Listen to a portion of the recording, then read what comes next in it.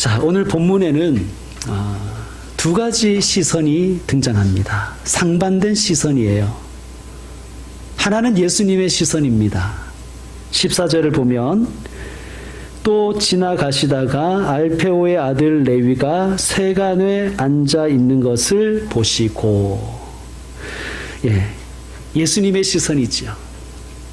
또 하나의 시선은 바리새인의 시선입니다. 16절을 보시면 바리새인의 서기관들이 예수께서 죄인 및 세리들과 함께 잡수시는 것을 보고, 자, 이 두 시선은 어떤 차이가 있을까요? 이 질문을 마음에 안고 오늘 본문 속으로 들어가 보도록 하겠습니다. 여러분, 14절에는요, 레위의 직업을 알 수 있는 정보가 있습니다. 레위가 지금 어디에 앉아 있다고 본문에 말씀하고 있나요? 세관에 앉아 있다고 하고 있죠. 그러므로 레위의 직업은 뭐일 것 같습니까? 그렇죠, 세리입니다. 그런데요, 평범한 세리는 아니에요. 왜냐하면 여기에 세관에 앉아 있었다라는 표현을 쓰고 있기 때문입니다. 앉아 있다는 것은요, 이게 관용어인데 통치하다 혹은 주장하다, 주관하다, 지배하다라는 뜻을 가지고 있습니다. 우리가 주기도문에서 이렇게 기도드리지요. 하늘에 오르시어 전능하신 아버지 하나님 우편에 앉아 계시다가, 사도신경이었습니다. 죄송합니다. 하늘에 오르시어 전능하신 아버지 하나님 우편에 앉아 계시다가, 그러니까 이 고백은 예수님이 어디에 착석해 계시는가 그 위치를 알려주려는 말씀이 아니라 예수님의 권세, 하늘과 땅의 모든 권세를 아버지 하나님께로부터 받으신 예수님께서 지금 하늘 보좌에서, 하늘에서 이 세상을 통치하고 계신다는 것에 대한 고백입니다. 앉아 계신다, 통치하고 계신다라는 뜻입니다. 그러니까 레위는 세관의 책임자였다는 뜻입니다. 그런데 어느 도시의 세관이었냐 하면 가버나움이라는 도시의 세관이었어요. 가버나움은 갈릴리라는 지역의 경제 행정의 중심 도시였습니다. 마치 경기도에서 김포가 중심지인 것처럼. 비웃으시군요. 김포에서 구례동이 중심인 것처럼 이제 가버나움이 그랬다는 거예요. 그런데 이 가버나움에 세관이 있었는데 거기에 책임자로 레위가 있었다는 거예요. 자, 로마는 아주 독특한 세금 제도를 가지고 있었어요. 왜냐하면 로마는 세금을 걷어들여야 됩니다. 제국을 유지하려면 막대한 재정이 필요한 것이죠. 식민지에다가 세금을 부과하고 이렇게 걷어들이는 방법이 매우 독특했습니다. 징세대행업자라는 사람이 있었어요. 로마는 징세대행자와 계약을 맺습니다. 그러니까 징세대행사는 주로 그 지역의 사람이었습니다. 그러니까 팔레스타인이었으면 팔레스타인 사람을, 갈릴리면 갈릴리 사람을 그 세관의 징세대행업자로 세우는 거예요. 예를 들어서 우리 갈릴리에서 100억을 세금으로 바치겠습니다 해서 계약을 맺는 거예요. 때로는 이게 인기가 있는 지역에서는 입찰도 한다고 합니다. 써내는 거죠. 그러면 제일 높은 금액을 써낸 사람이 계약을 맺는 것이죠, 정부랑. 그러면 정부랑 계약을 딱 맺으면 먼저 선납합니다. 그러니까 100억을 계약 맺었으면 자기 돈으로 100억을 정부에 먼저 갖다 내는 거예요. 그리고 임의로 알아서 세금을 거두는 거예요. 자, 여러분, 여러분이 만약 이 징세 대행자이고 로마 정부와 계약을 맺고 선납한 사람이라면 여러분은 얼마 정도를 걷어내시겠습니까? 걷어들이시겠습니까? 100억을 이제 먼저 정부에 선납했어요. 그럼 얼마를 거두시겠어요? 여러분 뒤에는 로마 군대가 있어요. 여러분의 배후에 로마가 있단 말이에요. 힘이 있어요. 얼마를 거두시겠어요? 100억? 100억까지는 안 되죠. 왜냐하면 이 계약 따내기 위해서 로비를 좀 했을 것 아닙니까? 그리고 100억을 앞으로 이제 징세를 하려면 자기 혼자는 못 하잖아요. 직원도 두고 또 밑에 세리들도 좀 둬야 되잖아요. 인건비가 나가야 되지 않습니까? 그리고 로마 군사들한테도 좀 찔러주고, 때로는 이 징세업자들이, 징세 대행자들이 조폭들과도 결탁을 많이 했대요. 왜냐하면 신변 보호를 위해서. 그러면 조폭들한테도 좀 주고, 자기도 먹어야 되잖아요. 가족들도 먹여야 되잖아요. 세리들은, 특별히 이런 세리장들은 자기의 이 위치를 자녀들에게 많이 이렇게 세습해 줬대요. 왜냐하면 좋은 직업이잖아요. 돈 많이 버는 직업이잖아요. 그런데 세리가 되려면 당시에 약 4개국어 정도는 했어야 된답니다. 그러니까 히브리어는 당연히 해야 되고, 당연히 히브리어는 모국어니까 해야 되는 것이고, 당시의 통용어인 헬라어도 할 줄 알아야 되고, 로마 말인 라틴어도 해야 되고, 갈릴리 바로 위에 큰 나라가 하나 있었는데 시리아라는 나라입니다. 지금도 시리아죠. 시리아어도 해야 되는 거예요. 아람어라고 합니다. 여러분, 지금도 어학 공부하려면 돈이 많이 들죠. 자녀들 어학 공부를 시키기 위해서 세리들은 돈이 많이 필요했다는 거예요. 당시의 어학 공부라는 다른 것이 아니라 멘토를 세우는 거예요. 한번 학원에 보낸다는 의미라기보다는 이렇게 생각하시면 됩니다. 헬라어를 할 줄 아는 종을 사는 거예요. 네. 그럼 종을 사오는 비용이 꽤 많이 들겠죠. 로마 말을 할 줄 아는 종을 사오는 거예요. 아람어를 할 줄 아는 종을 그러니까 가정에 자녀들 어학 공부시킬 교사가 3명 정도는 있어야 되는 거예요. 돈이 얼마나 많이 필요하겠습니까? 그래서 그러니까 평범한, 그러니까 괜찮은, 좀 정직한 세리장, 징세 대행업자가 약 4배를 거뒀다는 거예요. 그래서 이 삭개오가 예수님 고백하죠. 내가 남의 것을 토색한 것이 있으면 4배를 물어주겠습니다. 이게 통상적이었다는 거예요. 그런데 조금 질이 안 좋은 세리장들은 10배를 거뒀다는 거예요. 10배. 자, 이들에 대해서 당시에 그 민족 사람들은 어떤 시선으로 그들을 봤을까요? 인간 취급 안 했겠죠. 인간 취급 안 했을 것입니다. 민족의 피를 빠는 흡혈귀처럼 그렇게 여겼을 것입니다. 퀴즈 하나 내겠습니다. 요즘도 세무서장은 힘이 있죠? 세무서장, 경찰서장, 목사님, 이 3명이 식당에서 식사를 했어요. 밥값은 누가 냈을까요? 밥값을 누가 냈을까요? 이 3명이 식사를 했다면 식당 주인이 내야죠. 식당 주인이 내야 되지 않습니까? 당시에 로마의 식민지에는 반란이 많이 일어났는데 그 반란의 대부분이 조세저항이었어요. 요즘도 조세저항이 지금 우리나라에 있지 않습니까? 자, 이러한 가렴주구, 로마의 앞잡이, 민족의 반역자, 로마도 밉지만 이런 세리 같은 자들을 사람들은 경멸했습니다. 그래서 세리는 죄인의 대명사였어요. 자, 예수님도 레위의 죄를 알고 계셨습니다. 예수님이 레위의 죄를 모른 척 하시는 게 아니에요. 그래서 예수님 이렇게 말씀하시잖아요. 나는 죄인을 부르러 왔다. 죄인을 부르러 왔다는 거예요. 그러니까 예수님은 죄를 모른 척 하시는 분이 아니라 죄를 정확하게 보시는 분이십니다. 그런데 예수님은 죄만 보신 게 아니라 레위의 내면을, 레위의 가슴을 함께 보십니다. 자, 우리가 상상력을 발휘해 가지고요, 레위의 내면을 한번 우리가 생각해 보십시다. 자, 처음부터 레위가 세리장은 아니었을 거예요. 그죠? 그도 직원에서 출발했든지 말단 세리에서 출발했을 것입니다. 그런데 지금 세리장이 돼 있어요.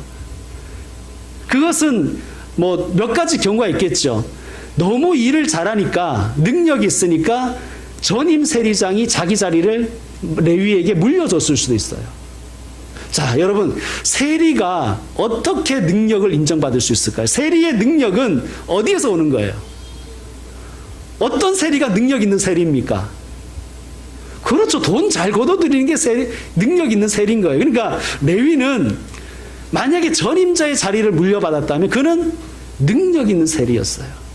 좋게 말해서 능력 있는 거지 아주 악착같이 돈을 받아냈을 것입니다. 또 이렇게 어떻게 세리장이 되었을까? 전임 세리장을 제끼고 로마와 직접 거래를 텄을 수도 있어요. 수완이 대단한 사람이었을 수도 있습니다. 그죠? 예. 그러니까 전임 세리장을 배반한 거예요. 자기를 키워준 세리장을. 어쩌면 그리고 아니면 세리들이 선발했을 수도 있겠죠. 올해의 세리왕 뭐 이런 거, 예, 그런 거에 수상도 하고 이래서 당신이 우리 이 세관의 세리장을 맡아줘야 되겠다고 그렇게 선발됐을 수도 있습니다. 어쨌든 어떤 과정을 거쳐서 세리장이 되었든 여러분 이 레위가 행복했을까요? 그는 많이 배웠잖아요. 공부 많이 한 사람입니다. 그의 학력이 그에게 행복을 보장했을까요? 그는 돈을 많이 벌었겠죠. 그의 재력이 그의 행복을 담보합니까? 그의 뒤에는 로마가 있었습니다. 그는 권력이 있던 사람이에요. 힘이 있는데 그 힘이 레위를 행복하게 했을까요? 그렇지 않습니다.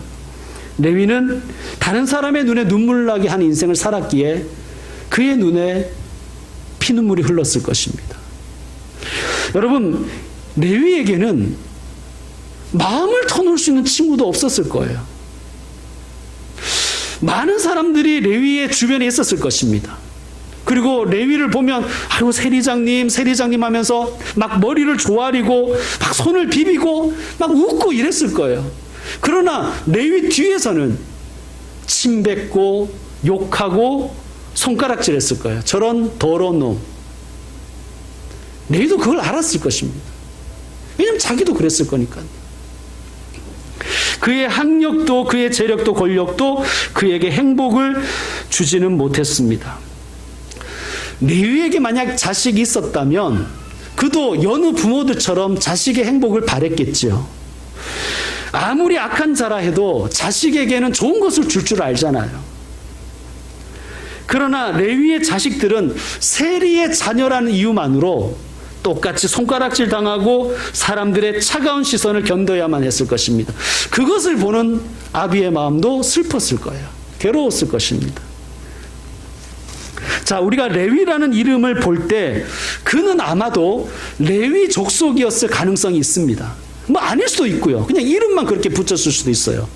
그런데 어쨌든 그의 이름을 레위라고 부모가 지을 때는 부모의 소망이 있었겠죠. 너는 레위인으로 살기를 바란다. 레위인처럼 살기를 바란다. 하나님 나라 위해서 일하고 주의 전에서 일하고 하나님의 사람들을 돕는 사람이 되었으면 좋겠다라는 부모의 소망이 담겨 있었겠지요. 그런데 지금 그는 어떻게 살고 있어요? 하나님 위해 사는 것이 아니라 그냥 돈을 위해서 사는 거예요. 돈 버는 기계처럼. 주님을 위해서 봉사하는 것이 아니라 자기 민족을 수탈하는 로마의 앞잡이로 살고 있는 거예요. 사람들에게 도움이 되는 인생이 아니라 사람들에게 피해를 주고 눈물을 흘리게 하는 그러한 인생으로 살고 있어요. 자기 이름이 불릴 때마다 얼마나 괴로웠겠어요. 얼마나 비참했겠습니까? 또 친구도 없으니까 얼마나 외롭고 공허하고 아팠겠습니까? 자기가 괴물같이 보일 때마다 그는 무서웠을 거예요, 자기가. 그리고 슬펐을 것입니다. 자, 예수님은 이런 레위의 마음을, 이런 레위의 내면을 함께 보셨습니다. 제가 베드로를 부르신 본문을 설교할 때도 말씀을 드렸지만 여러분, 예수님이 그냥 단 한 번의 부르심으로 레위를 제자 삼으셨다 이렇게 볼 필요는 없습니다. 오늘 말씀도 보시면 예수님이 바닷가에서 말씀을 전했다는 이야기를 먼저 깔고 있죠. 그렇죠? 아마도 레위도 예수님의 말씀을 그 전에 들었을 것입니다. 가난한 사람은 복이 있다. 너희가 하나님의 나라의 사람이 될 수 있다. 그런 말씀을 들었을 것입니다. 아, 가난한 사람이 복이 있다고. 또 예수님의 이런 말씀도 들었겠죠. 회개하라, 하나님의 나라가 가까이 왔다. 아마 레위는 괴로웠을 거예요. 그리고 어쩌면 자주 예수님을 찾아갔을 수도 있어요. 저도 하나님 나라의 백성이 될 수 있습니까? 저도 하나님의 나라에 들어갈 수 있을까요? 나 같은 것이. 그는 정말 하나님 나라의 백성이 되고 싶었지만 그럴 수 없는 자신을 바라보며 절망했을 것입니다. 나 같은 놈이 감히 어떻게. 그런데 또 자녀들을 생각하면 간절해지는 거예요. 나는 좀 이렇게 살았다 해도 내 자녀들도 지옥 보낼 수는 없지 않는가. 이런 생각할 때마다 외롭고 아프고 슬프고 공허하고 비참했을 것입니다. 자주 예수님을 찾아가 말씀을 들었고 예수님이 행하신 놀라운 기적과 표적을 보았을 것입니다. 그럴 때마다 그의 고민은 더 깊어지는 거예요. 내가 어떻게 살아야 되나. 그러던 어느 날 예수님이 자기가 일하는 세관에 오신 것입니다. 그리고는 아무 말씀 없이 레위를 바라보시는 거예요. 믿음, 소망, 사랑의 눈으로, 불꽃 같은 눈으로, 강력한 눈으로 예수님이 레위를 바라보시는 거예요. 그리고 레위에게 말씀하시는 거예요. 나를 따르라. 그 다른 아무 말 없이, 다른 뭐 잡단 말 없이 뭐 설득하고 그런 게 아니라 나를 따르라. 레위는 아멘 했을 것입니다. 그리고 자리를 해서 일어나서 자기의 과거와 모든 것을 끊어버리고 예수님의 제자가 되었습니다. 예수님의 시선이 레위를 변화시킨 거예요. 여러분, 예수님은 동일한 그 시선으로 우리를 바라보십니다.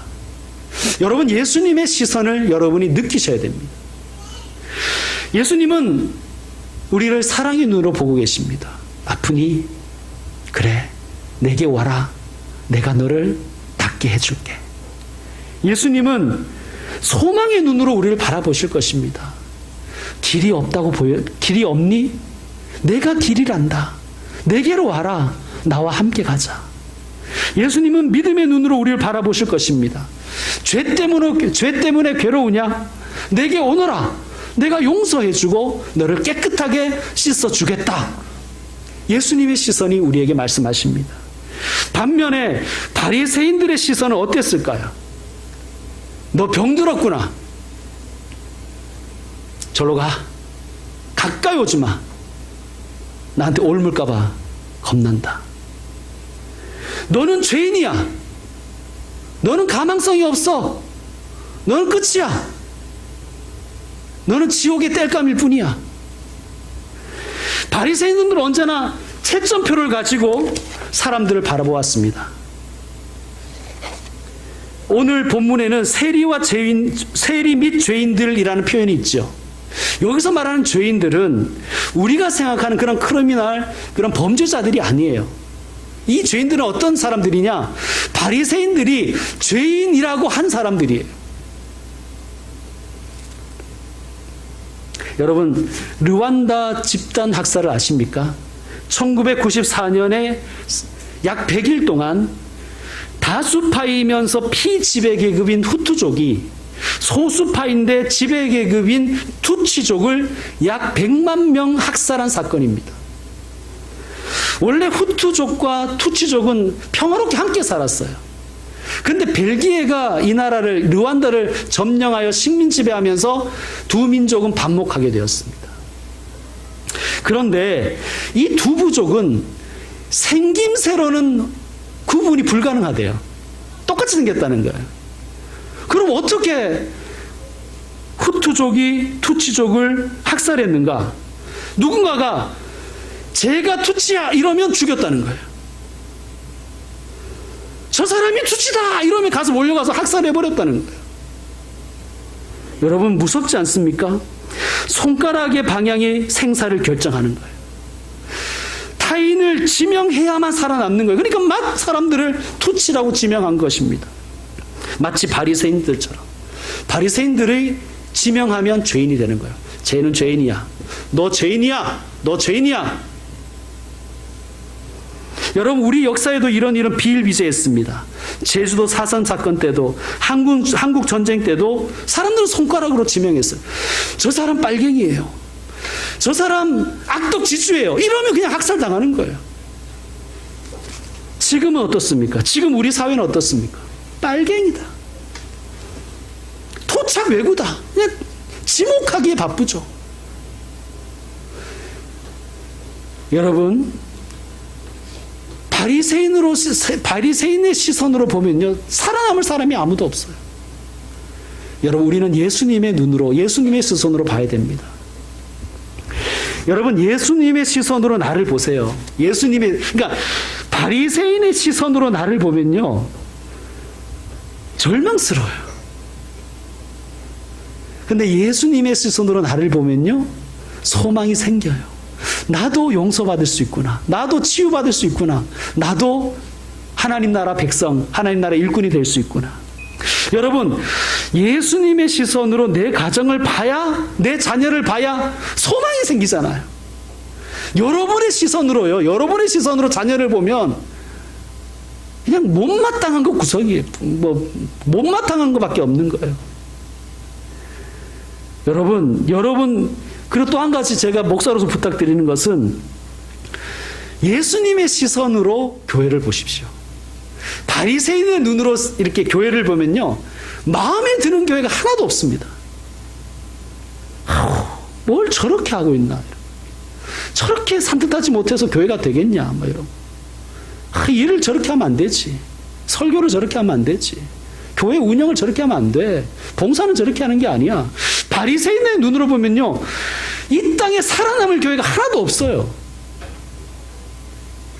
여러분, 제가 개척하고 나서 가장 크게 깨달은 것은요, 교회의 주인은 정말 하나님이시다라는 사실입니다. 믿으십니까? 저는요, 제가 없으면 교회가 그냥 박살나는 줄 알았어요. 제가 없으면 교회가 끝장난다고 생각했어요. 착각이죠.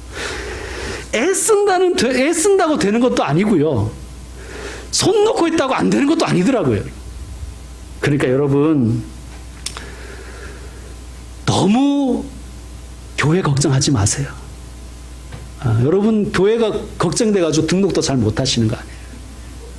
교회가 걱정돼가지고 봉사도 잘 안 하시는 거잖아요. 괜히 봉사하다가 교회가 뭐 그렇게 되면 그렇잖아요. 그죠? 막 너무 걱정이 많은 거예요. 걱정이 너무 많은 교회에 대해서. 여러분, 제가 목사로서 이런 말 드려서 죄송한데, 다니다가 별로면 다른 데 가도 되는 거예요. 너무 교회에 대해서 높은 점수를 이렇게 매겨가지고, 그냥 바리새인처럼 채점만 하고 있는 거예요. 끝까지 채점만 하는 거예요. 채점만.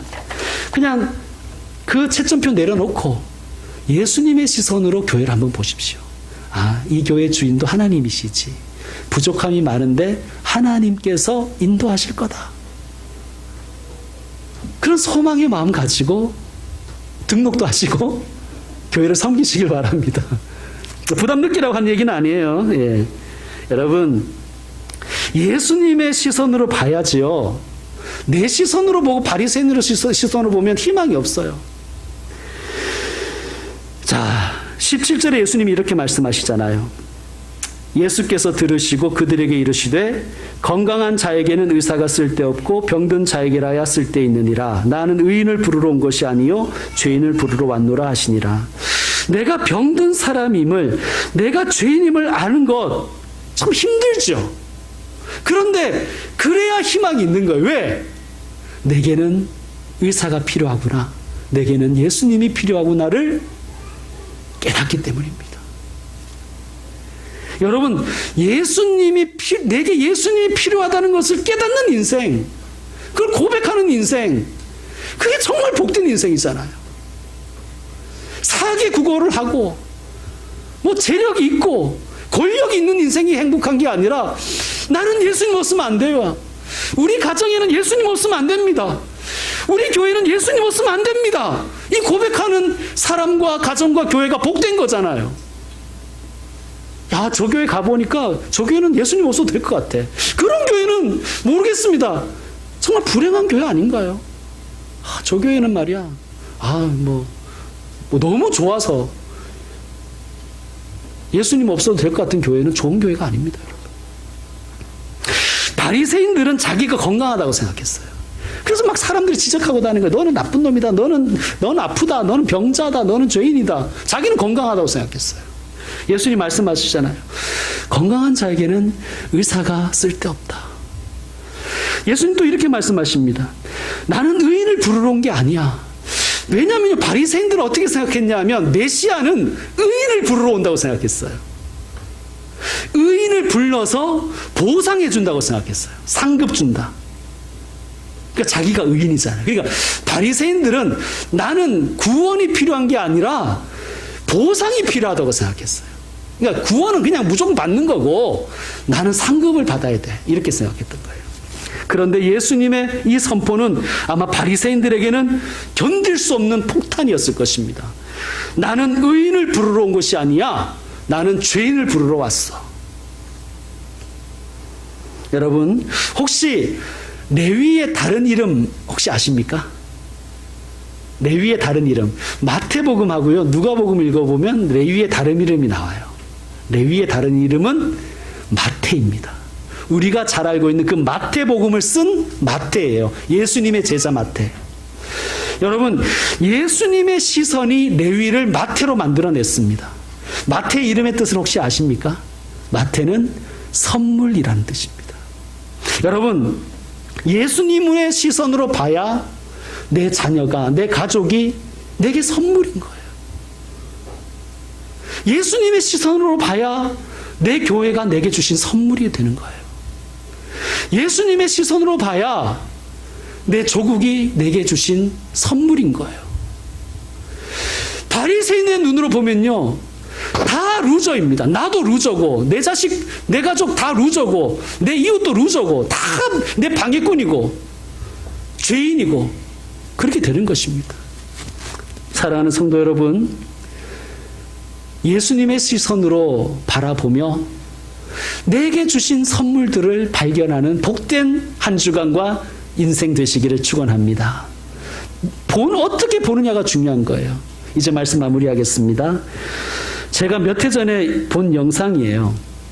밴쿠버 올림픽 때 김연아 선수가 이렇게 딱 연기하는 것을 한국 방송사가 중계한 것과 유럽 그 채널의 유로스포츠 채널의 독일 중계를 이렇게 비교한 영상이 있었어요.